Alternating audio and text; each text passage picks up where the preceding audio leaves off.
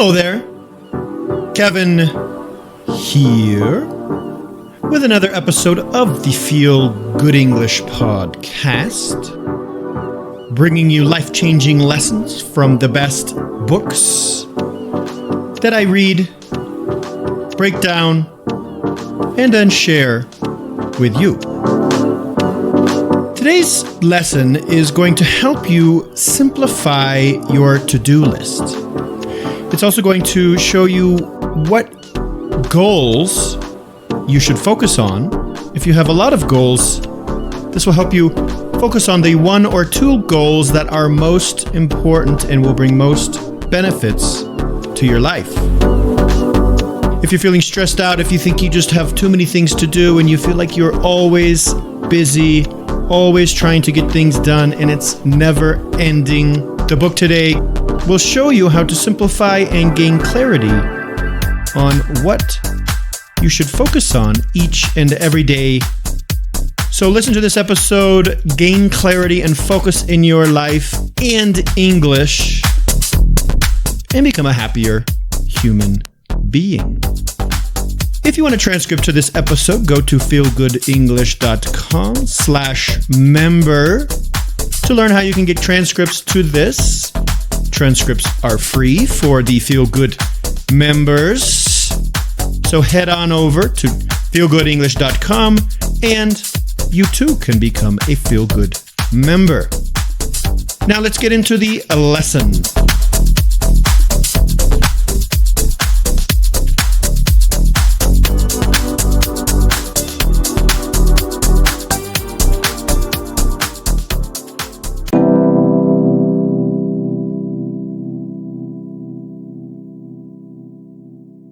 In the year 1906, an Italian economist named Vilfredo Pareto noted that 80% of Italy's land was owned by 20% of the people. This guy, Pareto, became obsessed with this ratio and started seeing it in everything. For example, he observed that 80% of the peas in his garden came from 20% of his pea plants. Not all of them, only 20% of them. This 80-20 ratio of cause to effect became known as the Pareto principle. And the basic definition of the Pareto principle is 80% of effects come from 20% of the causes. So to make this clearer, let me just give you some different examples, and maybe you will connect with some of these. If you're a project manager, 80% of the problems originate with 20% of the projects. Or if you're a manager, 80% of the work is completed by 20% of your team. In technology, 80% of customers only use 20% of the actual software features you've created. Or 80% of software problems are caused by 20% of bugs. If you're in sales, 80% of the sales come from 20% of your sales people. 80% of the sales come from 20% of your products. 80% of your complaints come from 20% of your customers. Now you hear me using the same number, 80%, 20%. One thing you don't need to do is think that it's always these exact same numbers. That's just a very oversimplification. It basically means a very small portion causes a very large result. So 20% of your customers cause 80% of your complaints. Maybe it's actually 10% of your customers cause 90% of your complaints. Or even 10% of your customers cause 60% of your complaints. It doesn't have to be exactly 100. So applying this to your life, let's say you apply it to your business. Let's say you have all of these different tasks that you need to do. Start looking into the tasks that are most important, the ones that bring the biggest results. Maybe in relationships with your wife or girlfriend or boyfriend. Maybe you'll notice that 20% of what you do causes 80% of the fights or arguments with your partner. There's a couple things you guys talk about, and those are the things that always cause the problems. So what can you do? Stop talking about those things. Maybe it's money. You have fights about money, but you only talk about it once a week, but you always end up arguing over this. So learn how to avoid that situation.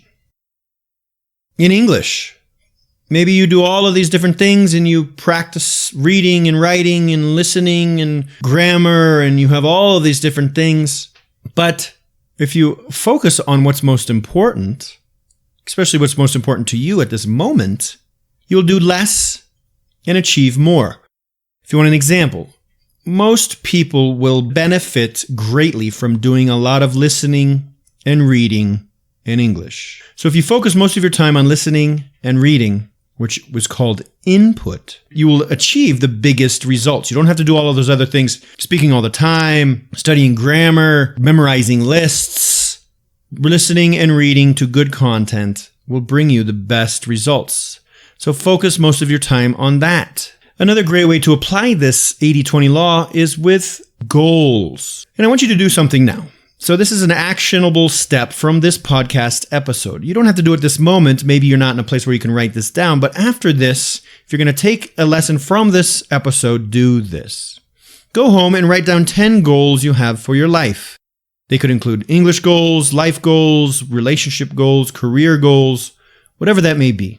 Choose one goal out of that list that if you could achieve it in 24 hours would bring the biggest value to your life. It would make you the happiest.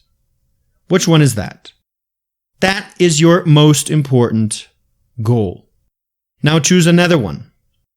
What's the second most valuable goal that if you could achieve it in 24 hours, it would make your life much, much better? Those two goals now become the most important goals for you to focus on. That's your 20%. The other 80% is not as important. Doesn't mean you can throw those goals away, but it means you're going to focus on the first two goals that you marked as most important. Focus most of your day, most of your time on those two things.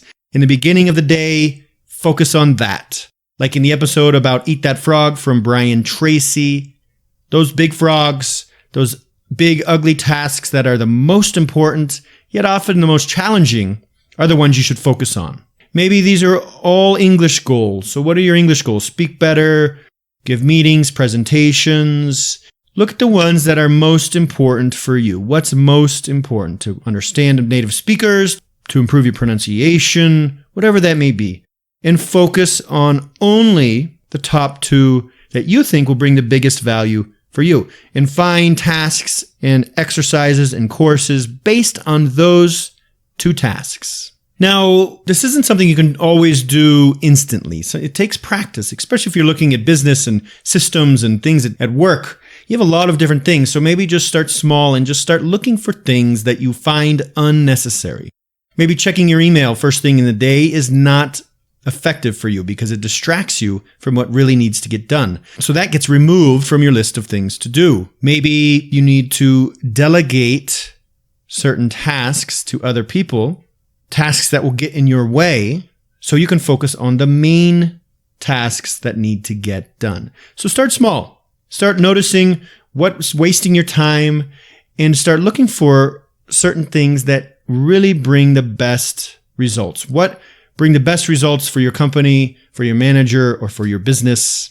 What bring the best results for school, for your tests, for studying? Don't think 1 minute in equals 1 minute out. What you'll notice is that 2 minutes of the right thing will bring you 8 minutes of results, as opposed to wasting a lot of time on things. If you have any questions on English, feel free to send me a message at kevin@feelgoodenglish.com, and I can help you with some ideas on what to focus on for English. Again, repeating, if you really don't know what to do, focus most of your time on listening and reading. Input should make up 80% of what you're doing with English. The other 20% could be speaking practice.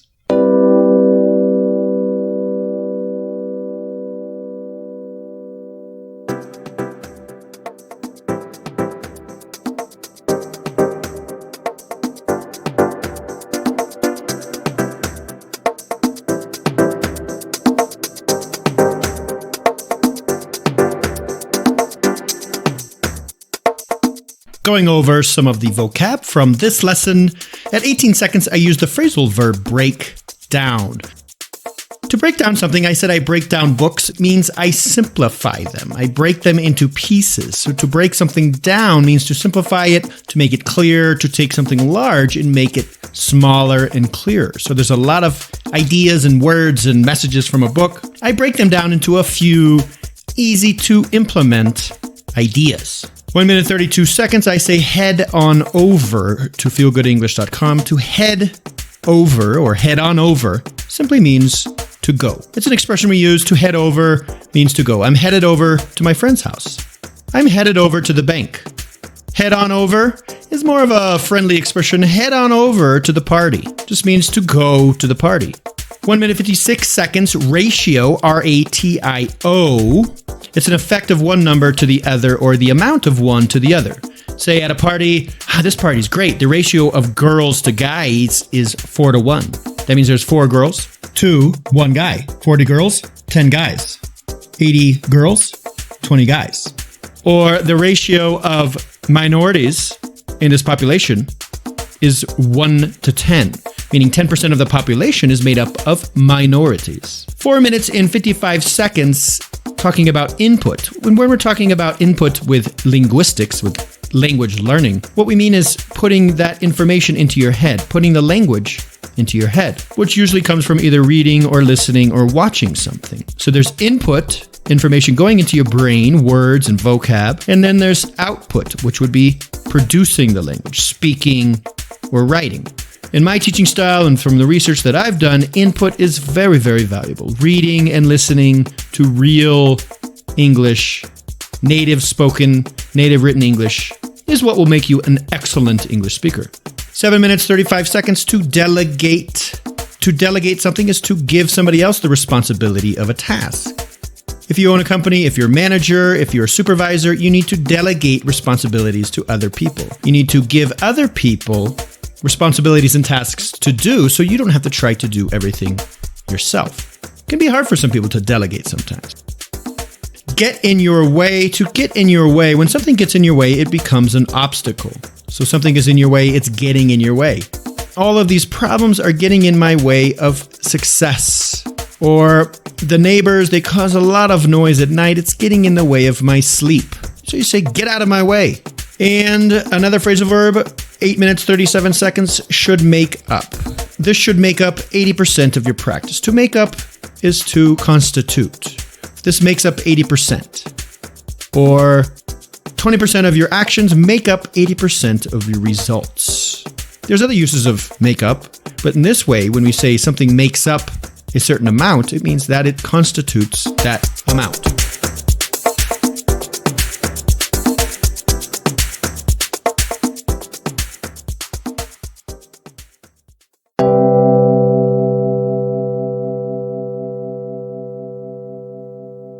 Thanks for listening to another episode of the Feel Good English podcast. The 80-20 principle, the secret to achieving more with less by Richard Koch, is a great way to simplify your life, gain clarity, and learn how to focus on only what's most important.